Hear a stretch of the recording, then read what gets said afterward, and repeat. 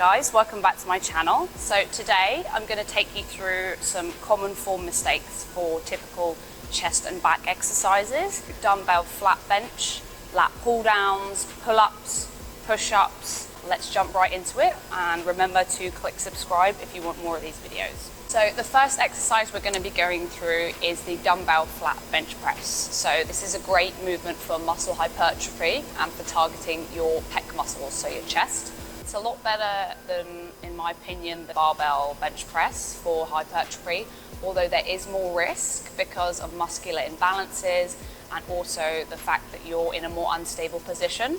So first things first, I'm going to demonstrate with a pair of 10 kilo dumbbells the incorrect form for this and what I see a lot of people doing. And the reason that we don't want to be doing this is because you could definitely put your shoulder out and injure your rotator cuff whilst doing this.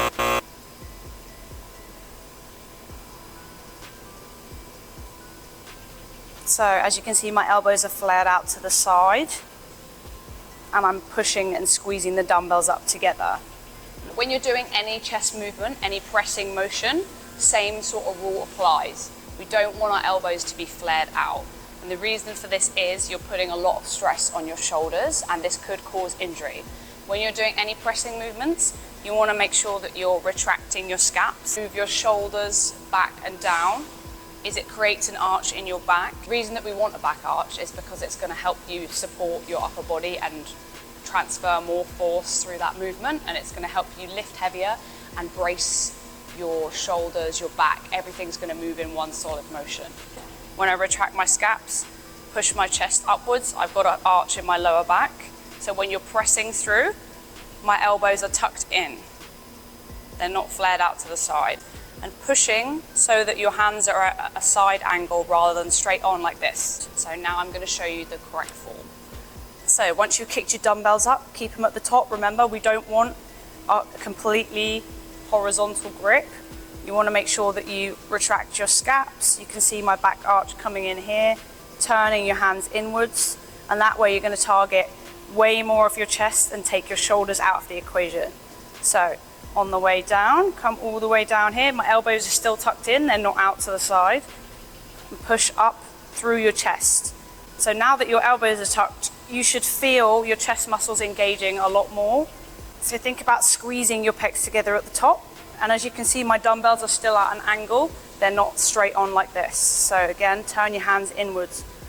So I'm just going to give you a little bit of a view at a different angle. So again, first off, the incorrect form. This just hurts my shoulders even doing it like this. So you can see my elbows are flared out.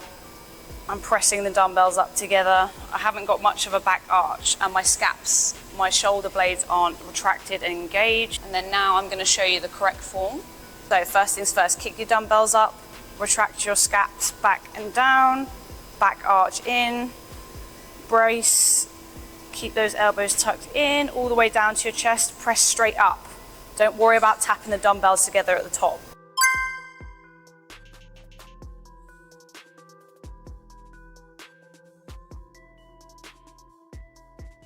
So the next exercise we're going to be going through is a predominantly back exercise. Lats, rhomboids, traps, and also a little bit of biceps if you are doing a neutral grip pull-up. There are 3 different variations of doing a pull-up. You can either do a wide grip, which is going to target your lats and your upper back. A sort of narrow grip, shoulder width apart, is going to target your inner back and more of your lower back as well. And then if you do neutral grip, more of your inner back. Same with if you were doing a neutral grip on a seated row, that would be targeting your rhomboids in here, in your mid back. And then if you're doing an underhand grip, which is what we call a chin-up technically, then that's going to be a predominantly bicep exercise. So people sleep on chin-ups or biceps. Why do you think gymnasts have massive biceps? Because they do chin-ups constantly. Common form mistakes that I see with pull-ups is that people aren't doing their full range of motion. So if you're not doing your full range of motion, then you're not going to be getting the maximum amount of muscle hypertrophy that you can. So when you're doing them, make sure that you don't stop too early and that you're going all the way to the bottom and that you're pulling all the way up as well. What I mean by range of motion is how far you are from the start of your exercise to the end of your exercise. So having a full range of motion means that you're taking your muscles through an entire movement pattern and not stopping early. So if I were to do a pull-up with a short range of motion, this is what that would look like. So I see a lot of people doing pull-ups like this, with a very short range of motion. So as you could see, I wasn't bringing my head above the bar, and I also wasn't going full range of motion at the bottom either. So if you stop just before you fully extend your arms, you're not going to be taking that muscle through its full range of motion, which equals less hypertrophy, less muscle growth, okay? This would be how I would perform a correct pull-up, where we're having a full range of motion and we're thinking about engaging our muscles. So another common form mistake is not retracting your scaps before you pull.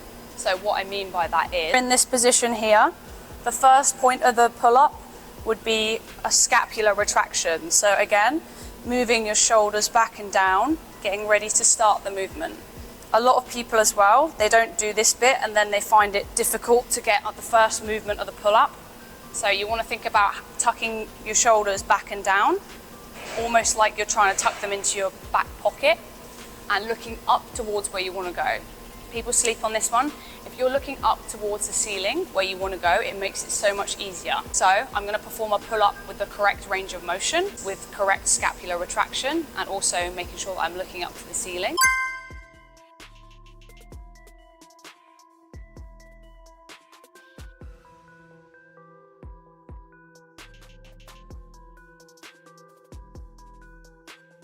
Make sure you implement those form tips if you want to even get your first pull-up. So getting your scapular retractions down, making sure you're looking up to where you want to go, and making sure you fully extend your arms straight at the bottom to get a full range of motion. The next exercise we're going to be focusing on is the seated cable row. Now this is a fantastic exercise for beginners. I see loads of people using it. It's super easy to set up, super easy to load. The only thing is, we see people doing it with incorrect form. Firstly, I'm going to show you what not to do when you're doing your cable seated row.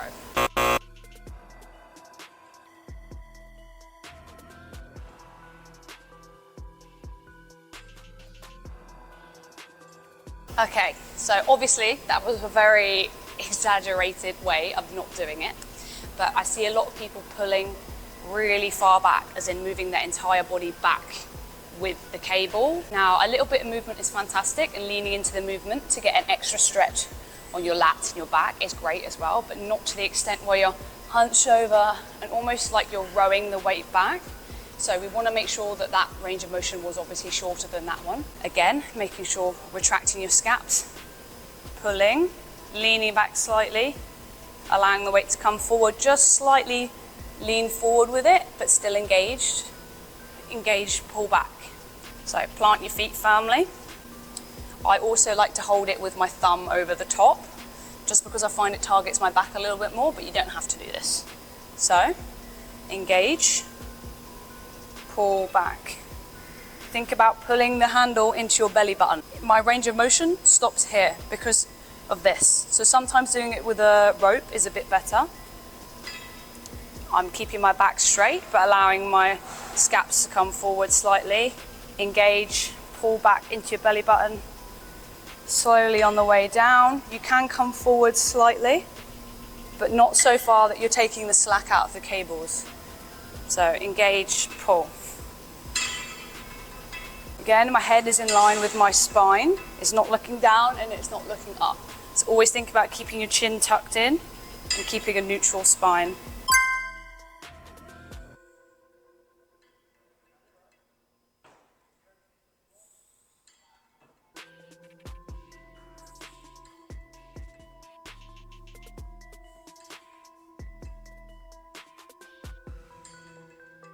Another back movement, we have the barbell row. So this is a lot of people's favorite exercise for back. So with a barbell row, it's similar to any other row, retracting your scaps, thinking about controlling the weight on the eccentric and having a full range of motion. Exactly the same as with the cable row.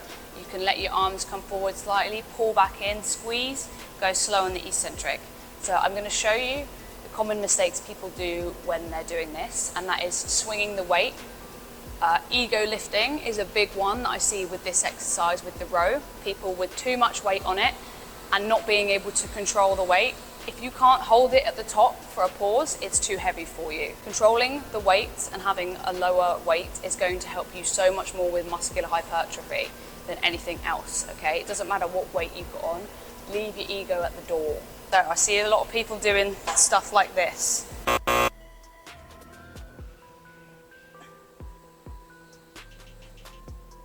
I didn't control the weight, I was very upright. A lot of people don't bend over enough. It's called a bent over row for a reason. So make sure you're hip hinging and almost in an RDL type position. I would always recommend that you use straps as well during this exercise because it's so much easier to have bad form when you don't have good grip. If you have good grip, you're able to lift more and do it correctly. It's not like a deadlift where you can have an alternating grip. You want both hands on the same grip, either underhand or overhand. So feet shoulder width apart, plant them into the floor nice and firmly. Hip hinge forward, so I've still got a straight back. Retract your scaps, pull up, slowly on the way down. Pull up towards your belly button, slowly on the way down. Keeping a neutral spine, my head's not up, my head's not down. So tuck your chin, pull up into your belly button.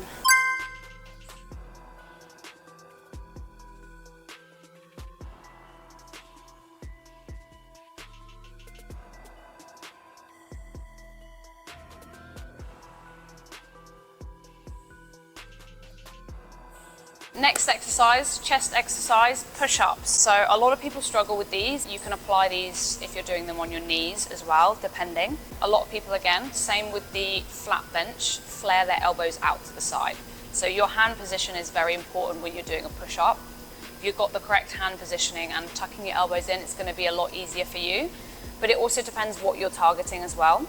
If you're trying to target your chest, you just have a neutral shoulder width stance like this, tucked elbows, exactly the same as the bench press, but just your hands are flat. If you're trying to target your triceps, then you probably do a close grip. Same if you did a close grip bench, you do a close grip push-up, technically called a diamond push-up. I'm going to show you what people do incorrectly usually, and that's with hand positioning, elbows being flared, and also not engaging your core. So what I mean by that is you've got a bent back and a lot of the weight is being taken by your lower back rather than going through your chest. So this is what a lot of people do when they do press-ups incorrectly. If you're not engaging your core, then your spine's not going to be neutral. So you need to make sure that you're tensing your core in order to have a straight, flat back and that you've got one stable plane and then it's moving all in the same motion. We're going to do push-ups correctly now with tucked elbows, retracting our scaps, engaging them, engaging our core, squeezing our glutes together can also help keep your core tight as well through that movement. So because it's a body weight movement and you're technically pushing up your entire body weight, it's so important to have a straight core. If your back's bent, if your bum's too high, then it's also going to make the push-up more difficult for you. So you want to tilt your pelvis inwards, suck your navel inwards and engage your core. Hands shoulder width apart, sort of squeeze your butt cheeks in, tense your core, scaps retracted, keeping those elbows tucked in, push up through your pecs,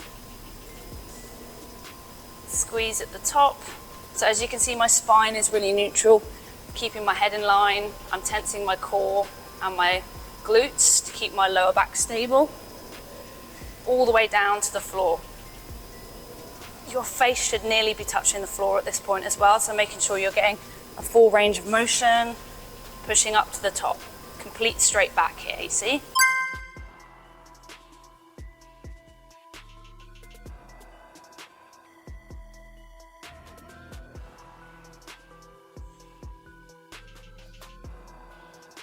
The lat pull-down machine.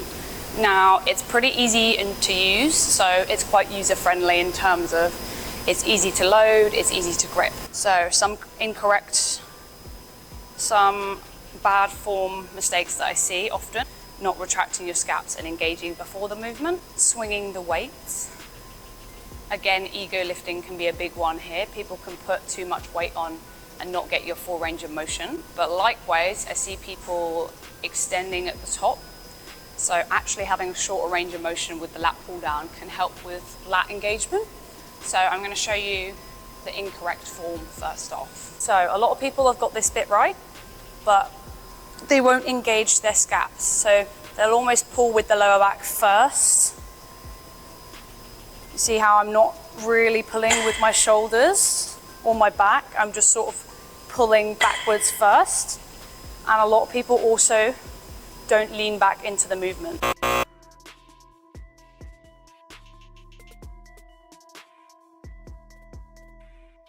So a few pointers there. I wasn't leaning back into the movement. I was pulling the weight too far down onto my chest. The bar should never touch your chest, okay?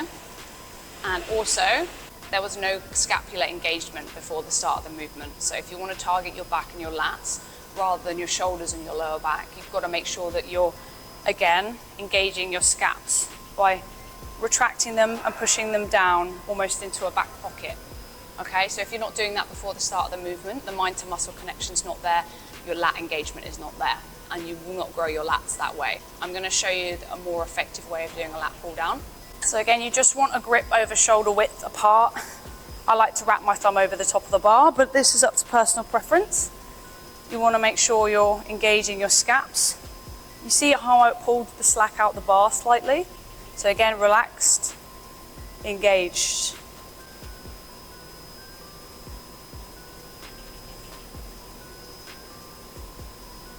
Engaging my scaps, pulling them back and down, leaning back to allow the weight to come directly just above my nipple line.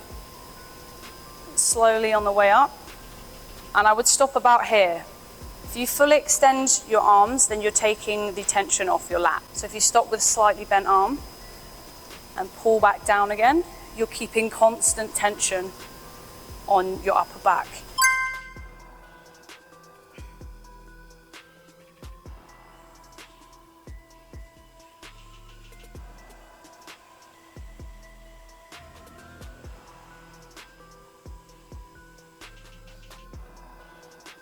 You can also see that I'm not just pulling the weight down in front of me like this. You need to make sure you're leaning back to allow the weight to come down in front of your face.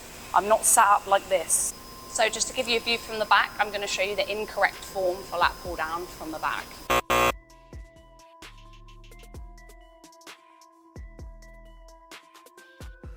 Three points. I wasn't leaning back into the movement. There was no scapular engagement.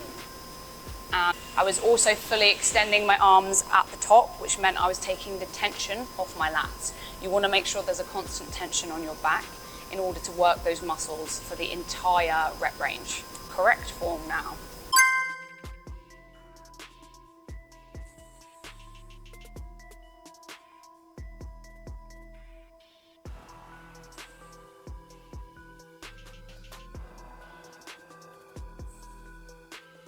So guys, thank you so much for watching this YouTube video, and hopefully I could help fix and shed light on some of the common form mistakes for chest and back exercises in particular. I was going to order it into like an upper lower body split, but there's so many exercises that I'd like to go over.